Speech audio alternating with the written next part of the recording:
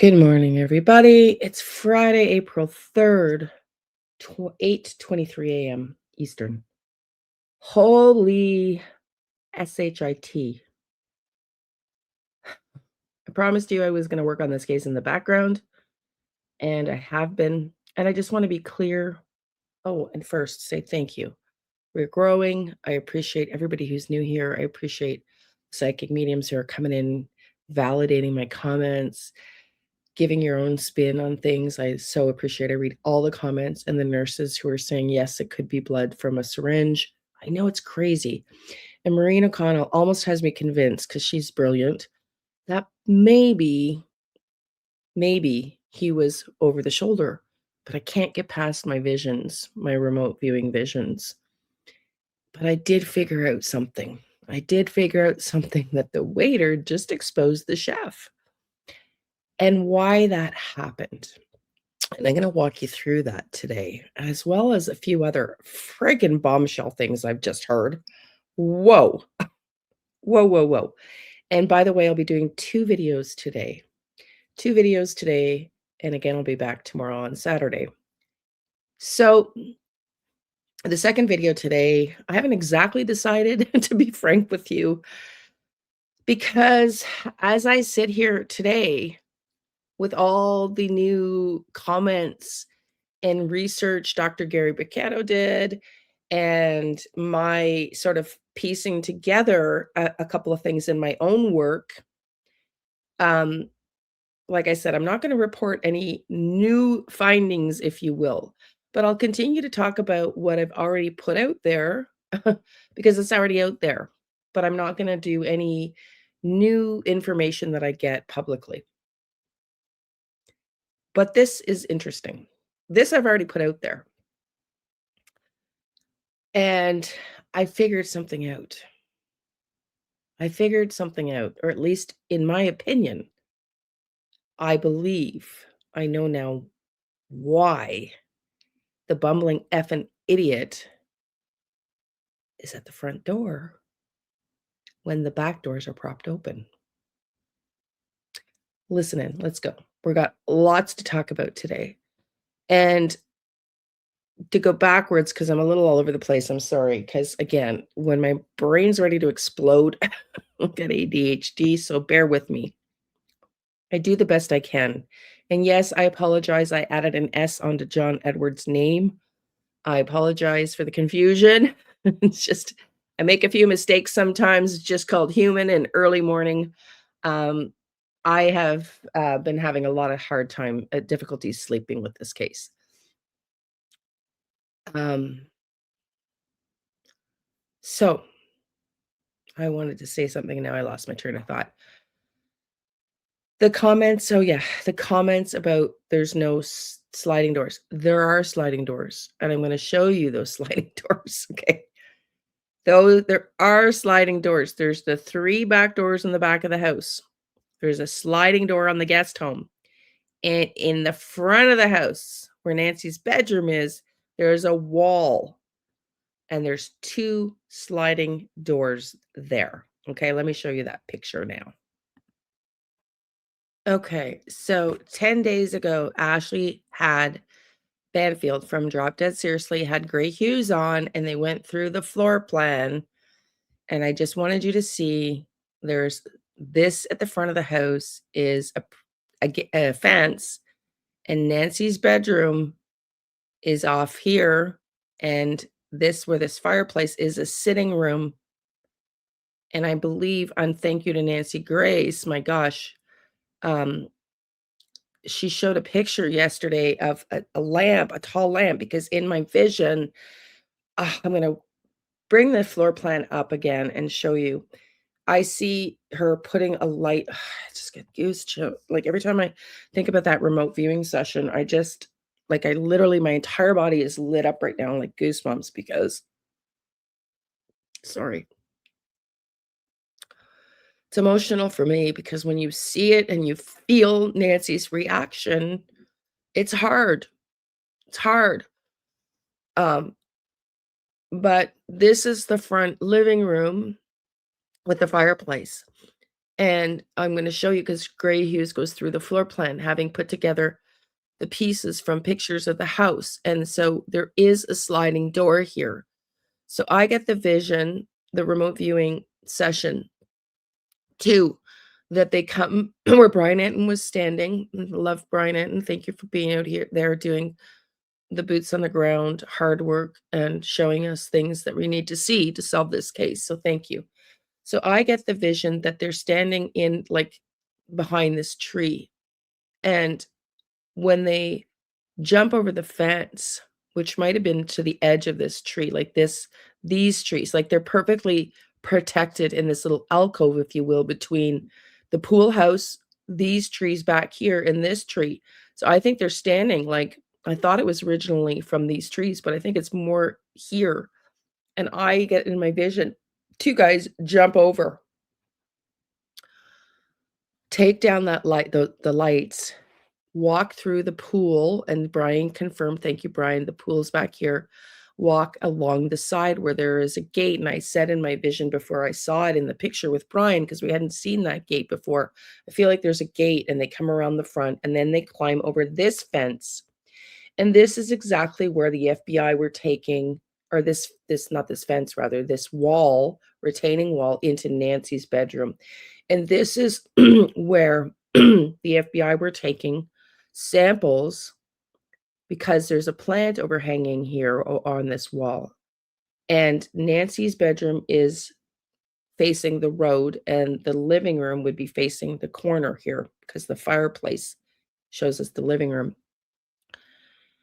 And so I just wanted to show you that there, because I keep hearing there's no sliding doors. There are sliding doors. Okay.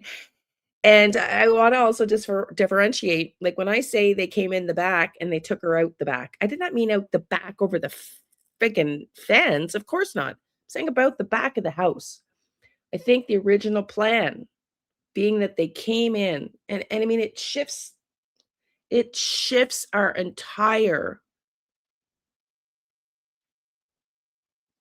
thoughts process now that we know that the back door, thanks to Ashley, is propped open, as is the gate with the flower pots in the back. And as they said on the interview room, Chris says, if the original plan is to come through the back, which I've been saying all along, then the car would most likely be here, which I think it was. Or which it would have been the plan, rather, the car would have been there. But I think they walked in. I think they walked in from a distance, and I've said that all along. And so when the plan went awry, and I'm going to show you this in more detail, when the plan went awry, I figured it out. I figured out why the bumbling effing idiot came to the front door. But I want to just highlight this because everybody keeps saying it's closer to take Nancy out the front door. It's not closer to take Nancy out the front door. If your plan was when you came in through the back, right? You come in through the back. This door, I wish I could show a cursor at this door, but I'll show you the pictures, like I said. At the back that was propped open is, if you can look at the roof line here, almost adjacent, you can see the roof line of her porch, right? Her outside porch. So you can see this is the house, and this porch straight ahead in the middle of the house. You can see the roof line, right? That door is right where the kitchen is. Almost, it's at that roof line. It's the into the house from here. If the car is parked by the garage, the distance to take her is one step down and a clear path with an open gate to the car here, the original plan, right? Or were they never intending to remove her, which is what I think.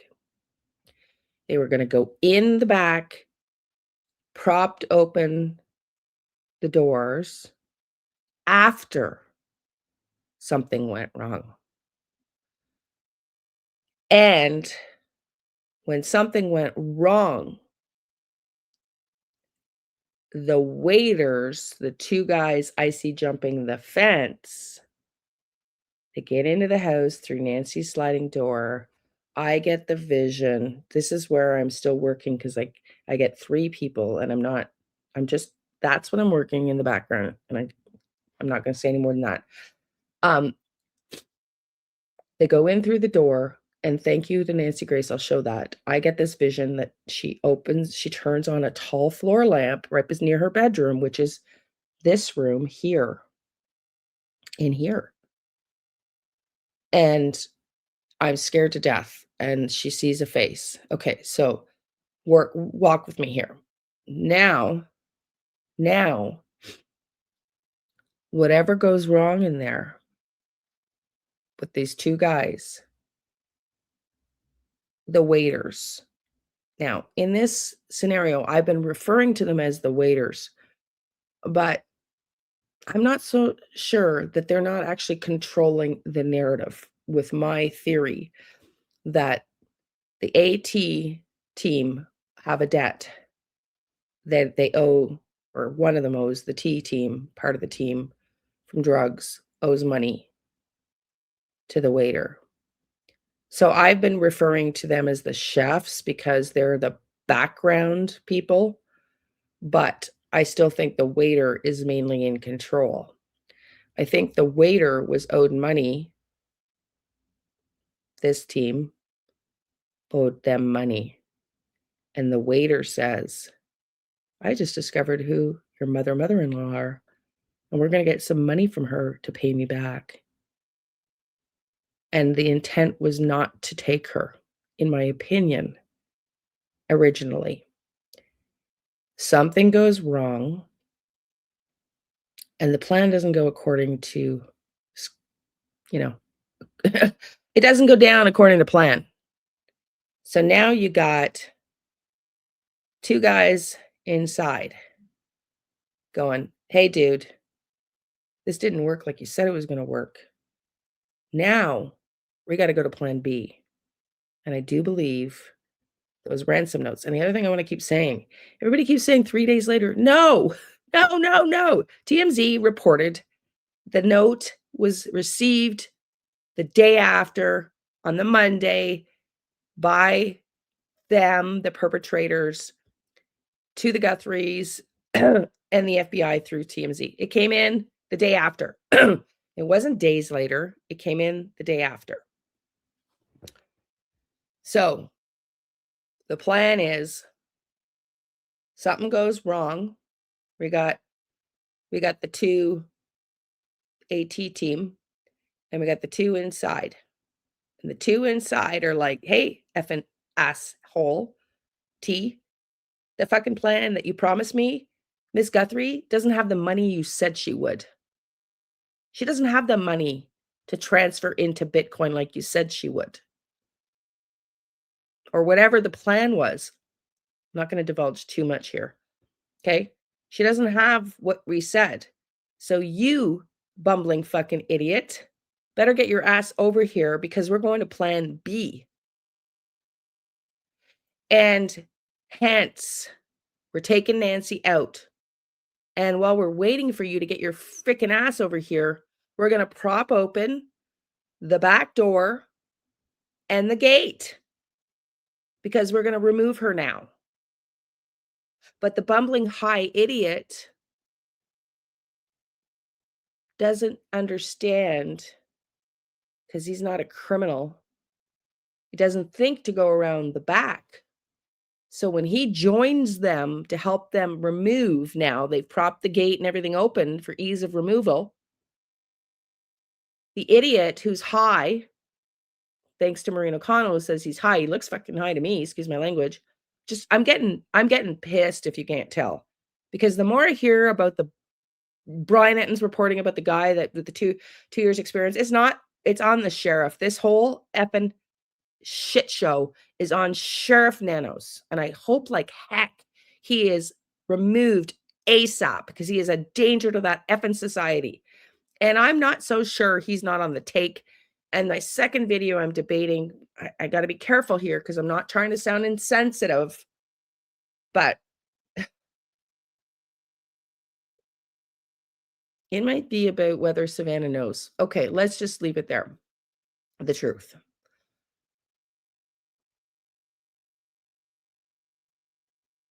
Bumbling idiot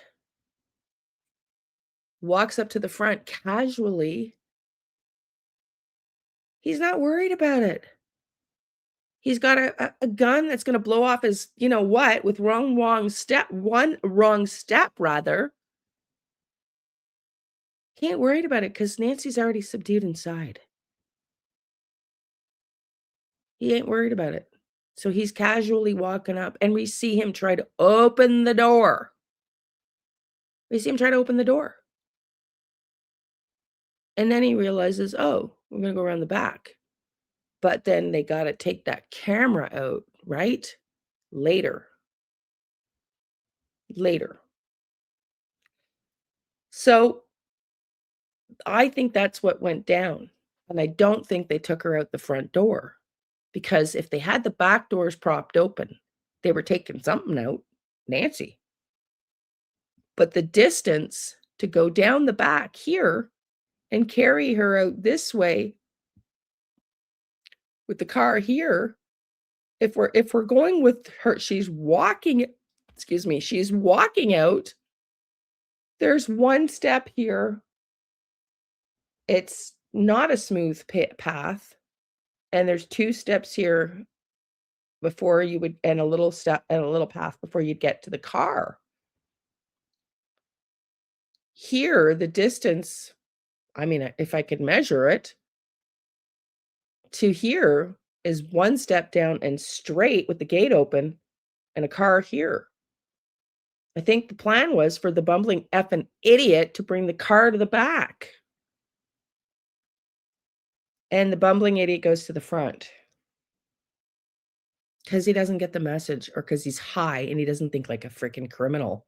And that's why he walks up so nonchalantly, trying to open the door. He ain't worried. Nancy's already subdued inside. He ain't worried. Let's go. I'm going to show you some other things here. Okay, I just want to clarify. Now that I see this up close again, my vision, I'm sure one of them crouched down to get the other one up, but I don't think they needed to because, and maybe that part of the vision is not accurate because, like I said, I can only hold a certain amount of seconds in my vision, and this was towards the end because they could have jumped up. One of them could have walked and stepped up on this edge of flowering here, right? The shrubs that are like got this edge of bricks around them. They could have stood up on that and easily pulled those lights out. But you see the path that I'm talking about here is just at this wall to the far right where you can see the start of her and maybe okay, now maybe I'm seeing there's lights here. I don't know if those were damaged. Also, right at the start of her sitting area, maybe because I did see them go straight across the grass, maybe that's the one that they ripped off. Now that I see it, that makes more sense because this one somebody could have stood up on.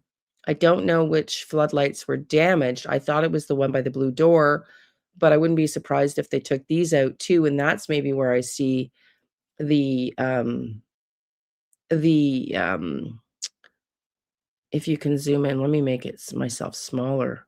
See the lights right here on the outside of her sitting area wall? That might have been because I did see them go right across the grass. Now I'm making more sense of it. Okay. But my thought is the door here, I'll show you in a second. The door is right flush with this outside wall because it enters into the house. And so if they came down this wall right here on the inside of this you know, porch to take Nancy out, I guess they'd have to walk around the shrubs, would they? Would they be polite? But I think the plan was to originally take her out the back where the car would have been right outside the garage here. It's not that far. And it's actually doesn't have a step now that I see it. It's flush with the grass, which is the point I was making, versus taking her out the front where there's a step, a long trail, and more steps, and then another small trail before the laneway. This is much closer and makes much more sense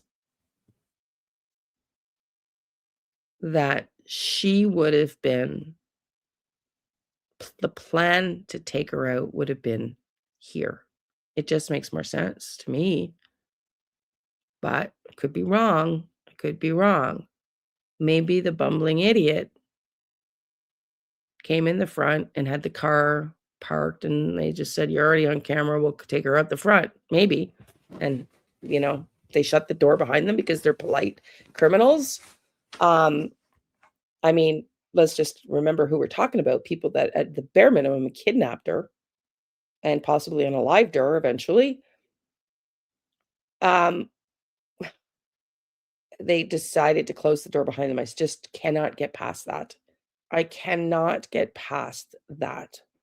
But let's look at the picture Nancy Grace showed us of the light. I want to show you a comment by Dr. Gary Bricatta first, and then we're going to go back to the floor plan. But listen to this first, because this actually blows me away, because it substantiates my theory. Listen up.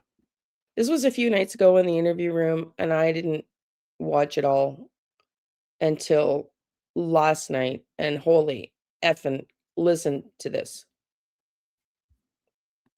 Factor here in tormenting Savannah could be a possible motive. Well, that's extremely interesting. I'm going to ponder that idea.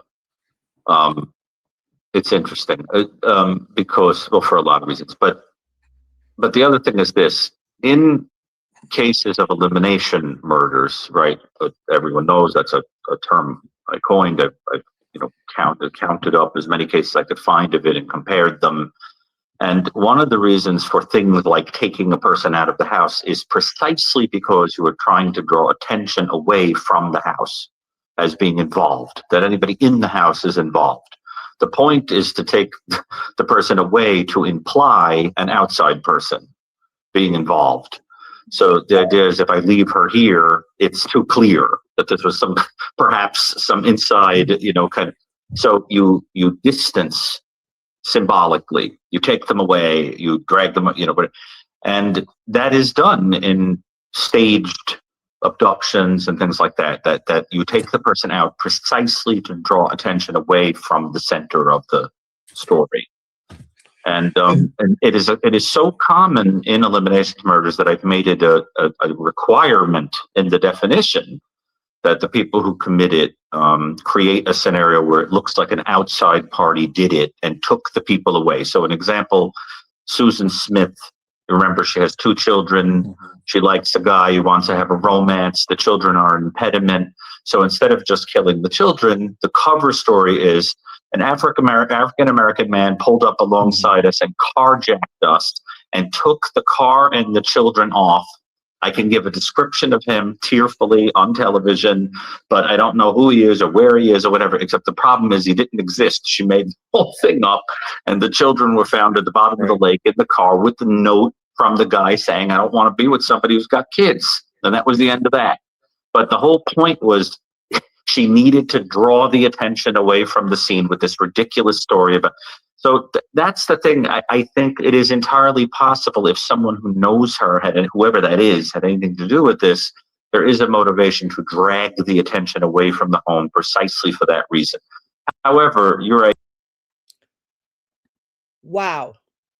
There is a motivation to remove her, to take the attention away from the home if they're intimately aware of that home and want to keep their focus away, the police's focus away from what went down in that home. To divert and distract attention away, they remove her body. And this is what I have said all along. Something went wrong. They went into plan B and they started to stage what would appear to be something that it was not. Wow. Now, I want to keep showing you, and then I'm going to show you the lamp that Nancy Grace showed us. Thank you, Nancy. Love you. And I want to just tell you the premise for why I'm thinking about a second video before we go on to another like blow me away comment that Dr. Gary made, which also further substantiates who I believe the chef team are. Everybody talks about, well, not everybody. I should take that back. I've heard a couple comments talking about Nancy and her being, you know, she can be angry. Well, Nancy suffered this crime of murdering her and being the victim of her fiance just before their wedding years ago, which I believe, you know, she probably still has some trauma around. I don't think one ever fully recovers from something like this. And so she's passionate about it and dealing with these crimes all the time. I've had it the same thing. People like, why are you so angry? Well, fucking put yourself in my shoes. Put yourself in Nancy Grace's shoes. Now put yourself in Savannah's shoes and something don't add up. That's where I'm going with the second video. I mean, if I'm right and Nancy still has some unresolved anger, which God knows who could blame her about what happened to her fiance years ago, just before they get married, he's murdered. And we're talking about these sensitive issues. You'd have to not be human to not show anger once in a while. And I can't believe the amount of comments I used to get about, like, you need therapy and fuck, man. But you clearly have not a fucking clue of what it's like to be a victim. And my dad didn't even die. I mean, they read him his last rites. The intent was to have him die. And they did read him his last rites in the hospital, but he didn't die. He survived it. But he only passed away last June, several years later, after I got to care for him and live with them and love on him. And I still have some of his clothes here. Because I only brought myself out to giving his clothes away in February, knowing that some homeless people needed some winter clothing. But it took me, he died June 23rd, until February to summon up the courage to take his clothes out of here, to give his winter clothes away. I still have all his summer clothes and shoes, and yet Annie and Tommaso are, as reported by Chris here, seen removing boxes and flipping the bird, according to Josh. I assume Dad's Gone Live or Tucson 857 Tucson, or somebody's out there recording it and got it live. And then you factor in, I'm going a little bit off because I want to explain to you where I'm going on video 2. I guess maybe this won't be video 2. Maybe this will be it. How the hell have they moved on so fast? Make it make sense. They're flipping the bird, removing Nancy's stuff. We don't even know where the F she is. People are talking constantly about having to go back to the crime scene, and they're taking shit out. And then we learn, oh my God, from Ashley Banfield, that they forgot. I think it was Ashley Banfield. No, it might have been Nancy Grace. Thank you, Nancy, again. That they didn't see the evidence in the garage that was there initially. And now we got A and T team taking shit out of the house. I mean, I'm effing mad now. I'm effing mad. I'm going to go back to the floor plan in a minute. But first, I want you to listen to these few things. Because, man, it's so interesting. Now listen to this. I know a lot of you guys have commented, and a lot of you guys follow some of these other channels that do deep dives into Annie and T, and I haven't done that yet, but I've seen and heard of her Wiccan beliefs and writings and, excuse me, hang on. Sorry. The grandkids. I never fail to get colds from them. Love them to bits. But anyway, listen to friggin' this. Oh my God. Listen. Ability internally to play this movie over and over again, and then executed it with a couple of anomalies. The fact that he targeted her in the desert shows that he has no conscious about exploiting the vulnerable personality based on what you have said, Gary, and because of her mobility issues, her isolation issues, her ability not to hear, and the fact that she would probably be patterned out or profiled out as a low-risk victim in totality, that facilitated much easier control over her. Okay. Now, what does that mean in the long run for us? Listen to this piece. Oh my God. Someday, I don't know how to get into the cold case group, but man, I so admire Josh for learning under these people. I would so love that opportunity someday because they're brilliant. And to be able to learn from these people is just wild. I think I missed my calling because somewhere in here, Chris says, why? That's what you need to ask. I'm going to go on a tangent for a little bit, but I always asked why as a kid, to the point where I distinctly remember being on a road trip going to Montreal in the back seat with my mom, her two sisters, and my grandmother and my cousin Joanne. Big car, yeah, overloaded. Back in the day when, you didn't really wear seatbelts. And I remember asking, why? And they all like turn around, shut up, because human behavior has always fascinated me, and I always want to know why, and then why, and then why, layers, why, but why. So anyways, I'd love to learn from these people, but listen to what Dr. Gary says next. Oh my God. And how do we catch this guy? Or how do they catch this guy? I think he's right there. What do you mean by that? I think this guy is this person who did this, went in there with one target in mind and the time they were going to drop the 400-pound bunker buster. Right? And it was going to be at that, date and time. I think your observation recently, Gary, about the dates, the 11th of January, that was fascinating. Wait, what was that? Weird, but fascinating.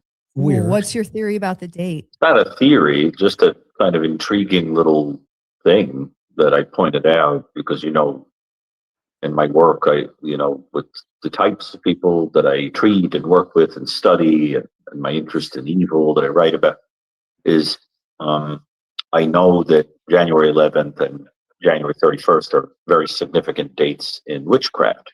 Oh, yeah. Okay. And, What? Okay. We hear all the rumors of Annie and Tomato being involved in witchcraft. And when Chris says, I think he's right there, I think that's what he means. Again, this is just theory. We're just having a conversation here. We're not pointing shade. We're not saying they did it. It's just theory, speculation, right? But what? Listen again, some more. it is intriguing because the 11th is, it's like a kind of, I'm trying to remember which is which.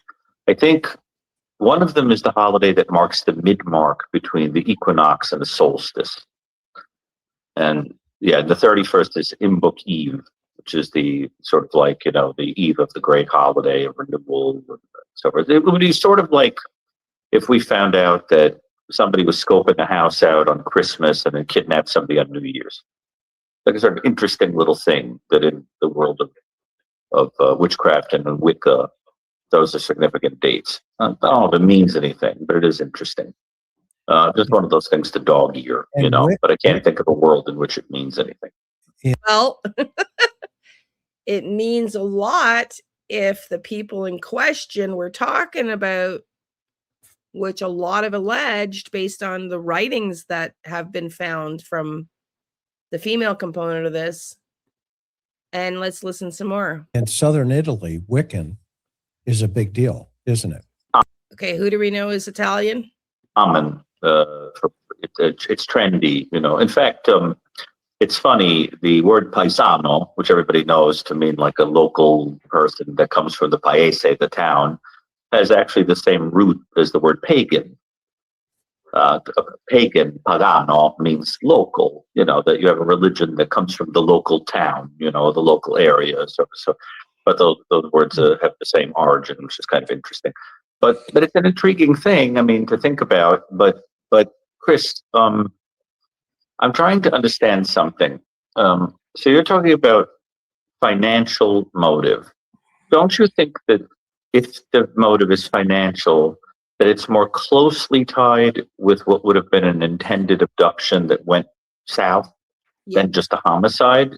For a homicide to be financial, it would have to be that you would benefit. Listen in, because I was thinking something, but Gary's next statement makes me wonder a little bit about part of my theory and whether I have that quite right yet. Listen. From like a will or inheriting a house or something like that. So what would be the financial motivation in the non-robbery where you just go in and eliminate the person? What would you get? How could you, unless I'm just not getting how that could be a financial crime. One case in Arizona, it was two boys out of California. Yeah. They were in Scottsdale. And they tried to pull off a Bitcoin, scam against the elderly. But the problem is, obviously they got caught, so it didn't work. And there are no other cases like that. And if you look at the organized groups around, they're all dressed up in white, almost like zip up, clothing, and they got booties on. The South American groups and all the other places out there. But from them, it's all about removing items and stealing stuff. They're not removing people and holding them, for ransom. So ransom is really the key here when we talk about the financial aspect, if in fact there's any relationship to that at all. Okay, so he's not sure there's any relationship to that at all. I think there is, hence why Savannah said that she believed those notes were real and why the FBI put them out front on camera. What do you all think about this Wiccan thing? And then you look back on what I felt were some very interesting statements and lines about blowing out the embers of hope. Are we blowing on the embers of hope? Is that to blow them out? Just a thought. Okay, let's move now. As I said, I want to show you a few pictures inside, and then I'm going to start preparing for video 2. Let's look. Okay, let's listen to Nancy Grace here. Listen to this. An address, and they can be watched by law enforcement.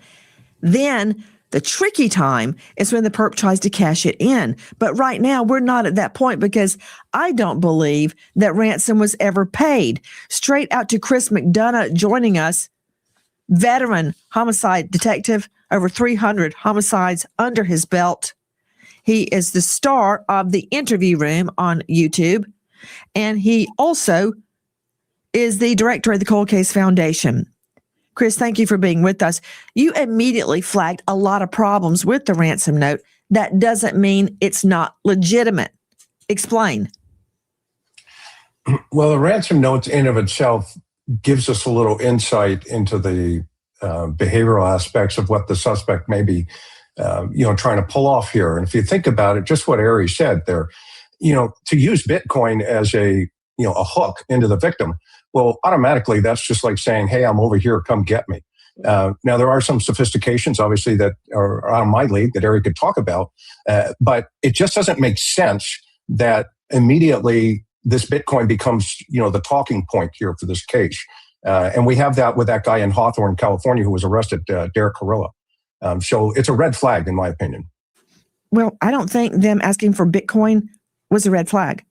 If you will recall, Savannah Guthrie took it seriously enough to say, I will pay. We received your message and we understand. We beg you now to return our mother to us so that we can celebrate with her. This is the only way we will. Look at that. Look at Annie's head. That's a signal. That's just but one signal, in my opinion. Should we rewind that 30 seconds?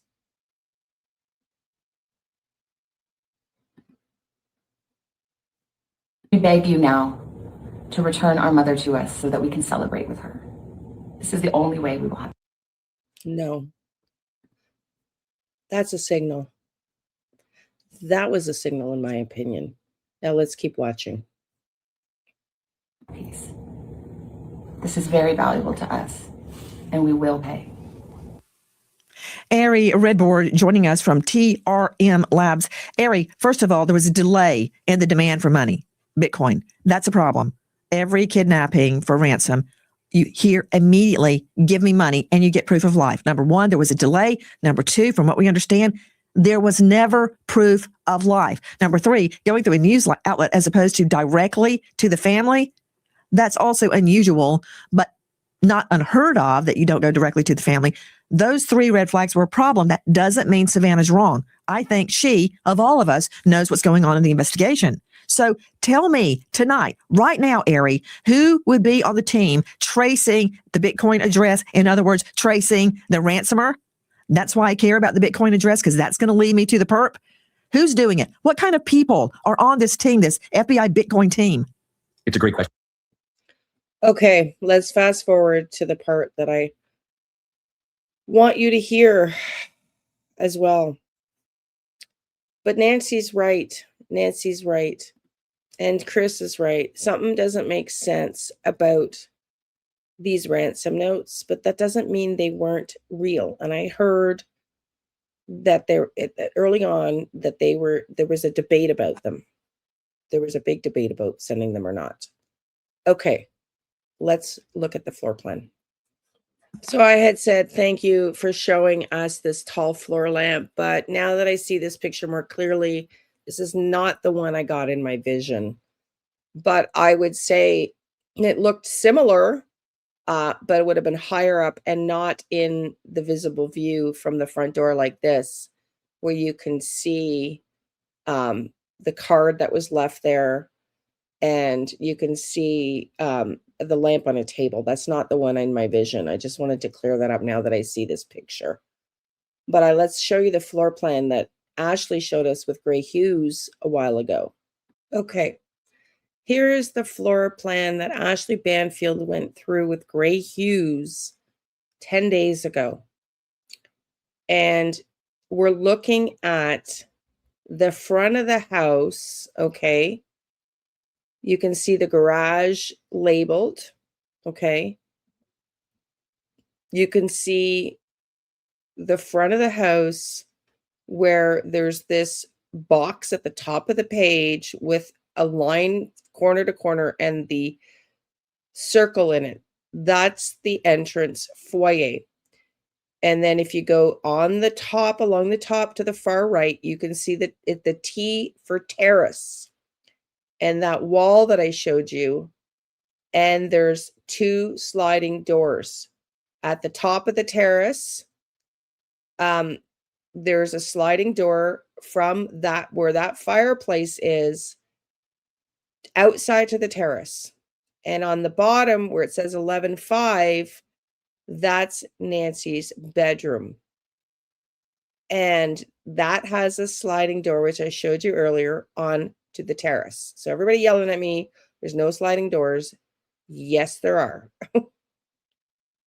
There's two there. There's also one on the guest house.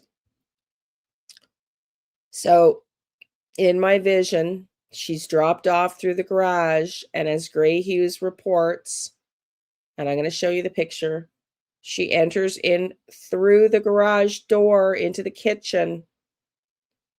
And I see her, I see like the kitchen, let's just say kitchen is on the left to the right of the garage, right? It's open here to the right of the garage.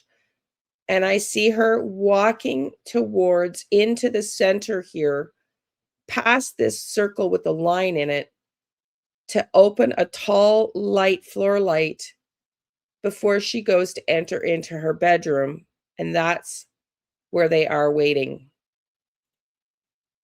Because they came in my opinion, over this wall after they came in from the back of the house, took the lights out where the porch is, which is the bottom circle across from the top, the bigger circle, 28 by 1, 28 by 1. There's a line and a circle through it. That's the porch out back.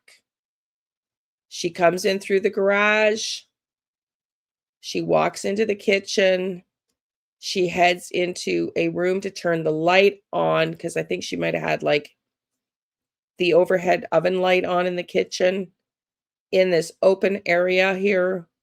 And that's where I see she gets jumped. So somewhere in here is a tall floor lamp, I believe, according to my visions.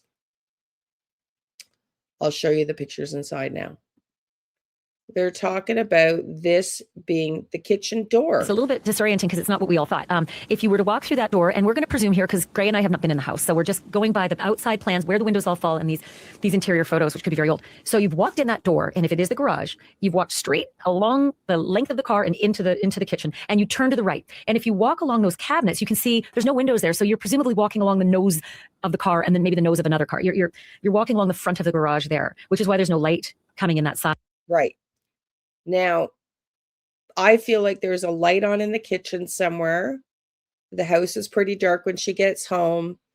And this is where she walks in through the kitchen and into this red room where I get this vision of a floor lamp, and they're waiting for her. Her bedroom would be to the left of this. In fact, it looks almost through like this cutout in the kitchen. You can see the porch almost through there. I don't know if that's an optical illusion or if you can see that sitting area through that kitchen window. It kind of looks like it. That's what I get in my vision. And I'd love to know if there was a tall floor lamp in this room. In this room. My vision is they jump the fence somewhere here where they're barely on the grass. They're almost at that round point. They put the light out. They go over the fence and they go around to where I just showed you, which is in the front, not on camera here. But when they propped open, as we learned with the flower pots, this gate here and the door, which is right at the back. Look at the fireplace here on the roof. Look at the FBI agents on the roof. Follow the FBI agents all the way to where you see the roof raises and you have the wall from her porch sticking out. The door into the kitchen, which just saw, is follow the line from that wall where that raised brick is painted white. The door into the kitchen is right there. Right there. Follow the FBI agents and go to that brick protruding wall, and the door is right there. And we just learned, I learned with you just now, it's flat. There's no steps. The door is propped open with the intention of bringing her out over here, through here, and this gate is propped open. And that was the intention, in my opinion. And if you look at it, it's much more covered than going out the front. So make sense of the blood and the door being closed, and these are left open. The entire thing is a diversion, just my opinion, to keep the eyes away from what really went down there. Thank you all for being here. This was a longer video than I planned.